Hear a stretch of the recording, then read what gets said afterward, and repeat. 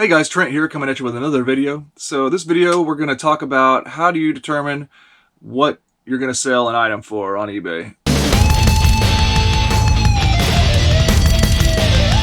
So if you're new to my channel, welcome in. My name is Trent. I'm a part-time reseller on eBay. I do it for fun and profit, and I take you along for the journey. So please hit that subscribe button for more great videos in the future. Alright, got an awesome comment from Slayer Mike Fishing and More channel. He says, love the channel, been watching for the past few videos. I have a store myself and trying to learn what I am doing. Thanks to you, I am learning quite a bit. One question I do have is how do you figure prices for resale? That's the biggest hang up I seem to be having so far. Well, Mike, thanks for the great comment and thanks for the question. That's a really good beginner's kind of eBay question. I don't think I have that specific tip for my channel, so it's a good topic to make a little video on, so appreciate that. Basically, people use a term they call comps, completed listings on eBay. So maybe when you're out there sourcing, looking for items, or wherever you get your items from, you look them up on eBay probably, whether it's on your phone or on your computer. So basically, that same way that you look up items to see if they're worth reselling, in a similar fashion, you're going to use the exact same tool to determine how much you're going to price the item for. Now, I know what you may be thinking when you're asking this question. You may be thinking like, do I have to have the highest price, the lowest price? What's the deal? Do you have to match the lowest price? eBay works with computer algorithms that, like, I've noticed, you don't always have to be the lowest price. It helps to sell the item faster, probably, to be competitive, but you don't have to be the absolute lowest price. And if you do best offers, you can get offers and bypass some people with lower prices too. But basically what you want to do is you just want to search your item, you want to see what people are selling it for, and then you want to go in and see what it actually sold for. And so if you can do that, that's where people call searching the comps. If you research those comps, that is the method to determine what you're going to price your item at. So we'll visit my computer, we'll look at some screenshots here, and I'll show you exactly what I'm talking about. Alright, Slayer Mike had a question on how do you figure out what you're going to sell an item for, the resale price. So in the reseller eBay game, people talk about comps all the time, okay? So comps is short for completed listings. So right here I have one of my Dukes of Hazzard sealed DVDs that I still need to list up for sale. So kind of the same way as whenever you go out and try to source items, you may be looking them up on your phone, probably. We basically do the same thing when we go to resell them, right? You're going to do that research again. When you go out the first time, you're going to go look at comps. You want to look at sold comps, Mike. Keep that in mind, because you want to see how much stuff is actually selling for, not what people are trying to sell it for. So we'll distinguish that, because that's a great lesson for anybody that's trying to figure out stuff that's new to eBay. So anyways, so let me show you that. So the way I do my listings now is, especially if it has a barcode, in my eBay room, my toy collection eBay room, I start the listing on my phone. And in this case of the Dukes of Hazzard DVD, it has a barcode, so I was just able to list an item, go to list an item and scan the barcode. And then I just take the photos over there, and then I say save for later, and then I come to my computer later when I make a bunch of listing templates, basically, and then I have it like this. So then now that I pulled up my template, I already had the title in there because I scanned the barcode and all that stuff, and I already had my pictures that I took.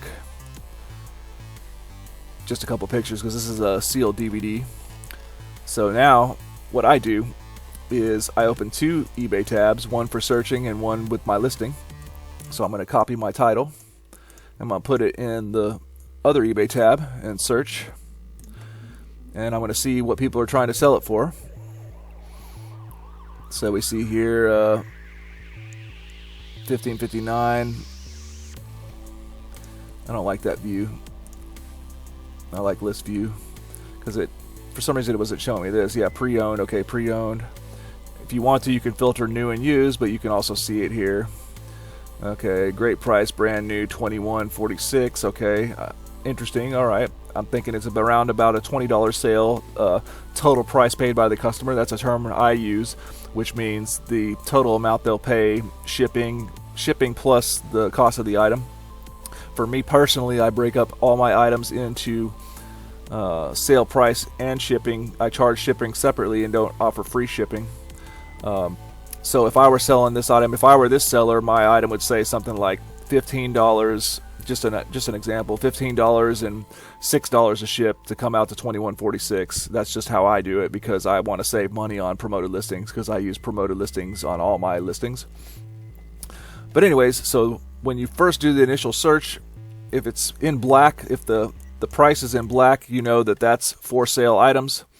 But if you go right over here to the tab and click sold, and now they're going to be in green. The ones in green are the ones that actually sold. So that's a combination of the ones that are currently for sale and the solds. I kind of just make up my mind on how much I'm going to try to sell an item for. That's basically how I do it, Mike. And there's a few other factors that can go into play, you know, whether you use promoted listings, whether you want to overprice it a little bit and maybe put a best offer and sit on it for a little while. It just depends. If you want to be competitive, though, you can just look at here and see what it recently sold for, and then take a look at what people are selling it for, and then put your price in there somewhere in a competitive fashion. And it doesn't have to be the lowest price, and it doesn't have to be exactly matching the lowest price or anything like that. It'll sell, you know, especially for me, I like to put best offer on everything just so I can entertain some offers and get people's attention. You don't have to do that, though. So summary, what we use is something that we called comps. And so we look at completed listings. You can do it on your phone. You can filter to solds just the same way. Bam, filter to solds, see what it sold for, and then compare that with what it's kind of people are trying to sell it for right now. And now this is for common items. Also keep in mind, if you got that unique item and maybe there's only one or two other people selling it, then that might change things a little bit, you know. Or if you come across something that you think is valuable that maybe you're the only one selling it, then you're going to have to come up with your own price and kind of recognize the fact that you have the entire supply, and hopefully the demand is there to meet up, you know, to make it to where you can make a phenomenal sale. All right, so there it is. That's how I do it. So I list all my items here. If there's a barcode, I scan them with my phone. I take my photos. You know, I've showed you that chip video before. You know, you start your listing. I start my listing on my phone. That's the way I like to do it, because I am kind of an old school eBay seller. I like to do the listing actually on my computer. So I take my photo, or I start the listing over here. If it has a barcode, I scan it. That gives me all the information of the listing a lot of times, right, if you have a barcode. If not, you just have to say a description of the item. You start your listing, take your photos, and then you hit save for later on your phone. And then when you go to your computer, that listing is going to be there in your listing templates, and you can finish it out, and you can use the search, like you know, open 2 eBay tabs or however many tabs you want. So it's really helpful to do it like that. That's the way I think it's easiest to do, because if you try to do that, like search solds, and you have to do all these filters and stuff, if you're trying to do all that on your phone, I think it makes it more difficult, more complicated. So yeah, you may try out the hybrid using your phone for the first part of the listing, get a bunch of listings ready, and then go to your computer and finish them off. Or if you could bring a laptop in to where you're working and do it that way too if you wanted to. But the cool part about getting the photos and everything on your phone is you don't have to transfer them, you know, you don't have to transfer them or anything like that. Alright guys, well that's going to do it for this video. I hope you enjoyed. Please like, comment, and subscribe. Let me know about any interesting comments in the comment section, whether it be eBay related, toy collecting related, whatever you want. I hope you enjoyed, and have a good one.